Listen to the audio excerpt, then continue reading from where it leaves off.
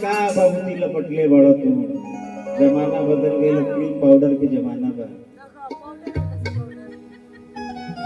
अरे झुकिया जमाना बदलल अरे फैशन में आई हमरे राजा जी हो।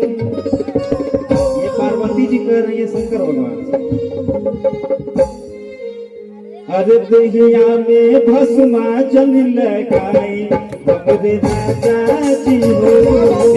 में भस्मी जल लगाई झुकिया जमाना बदलल झुकिया जमाना बदलल फैशन में आई हमरे राजा जी हो कि हमरे सैया जी हो। दहिया में भस्मा जल लगाई हमरे सैया जी हो। दहिया में भस्मा जल लगाई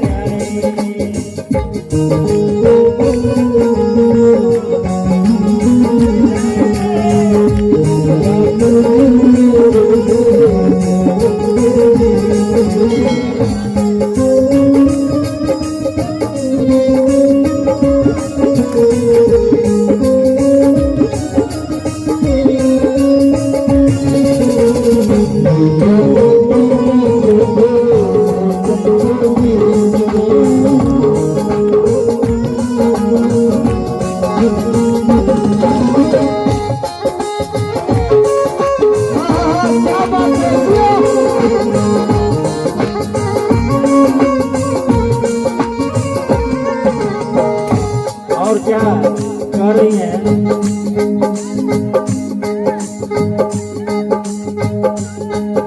अरे भस्मा के छोड़ी क्रीम पाउडर लगाई नागी जी के जगह पर टाई अब लगाई नागी जी के जगह पर टाई अब लगाई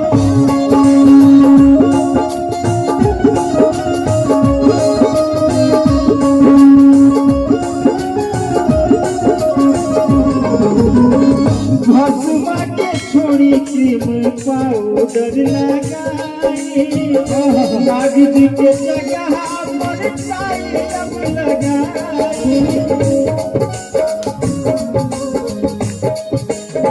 अरे छोड़ी पुरन का जुग छोड़ी पुरन का जुग नयका में आई हमरे राजा जी हो। अरे छोड़ी पुरन का जुग नयका में आई हमरे भोले जी हो। दुनिया में भस्मा जल लगाई जल लगाई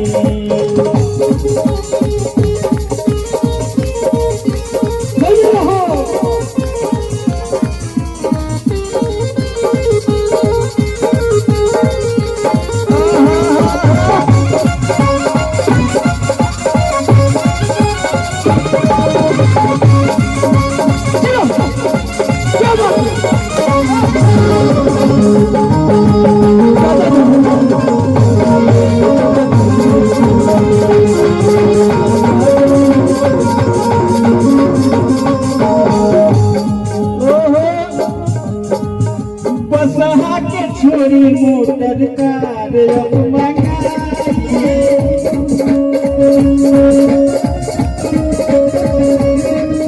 बसहा के छोड़ी मोटर कार अब मंगाई मरई हटा के रउआ महल बनवाई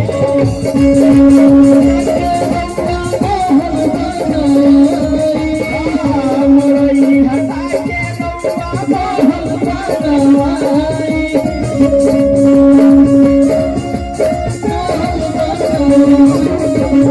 अरे छोड़ी रहुआ भागी के बोला छोड़ी रहुआ भागी के बोला अरे छोड़ी रहुआ भागी के बोला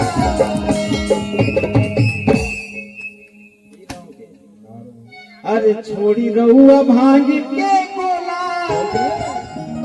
अरे रज रजनीगंधा खाई हमरे राजा जी हो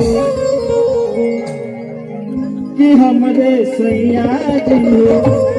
अरे दहिया में भगमई जन लगाया मोरे सैया जी हो, दहिया में भगमी जन लगाई। अरे बगिया के झोला छोड़ी दी ही भाभी के गोला, पानी गुटका खाई हमरे राजा जी हो कि हमरे सैया जी हो, सैया में भगमी जन लगाई मोरे राजा जी हो, सैया में भगमी जन लगाई हमरे सैया जी हो, सैया में भगमी जन लगाई हमरे राजा जी हो, सैया में भगमी जन लगाई हमरे राजा जी हो, सैया में भगमी जन लगाई।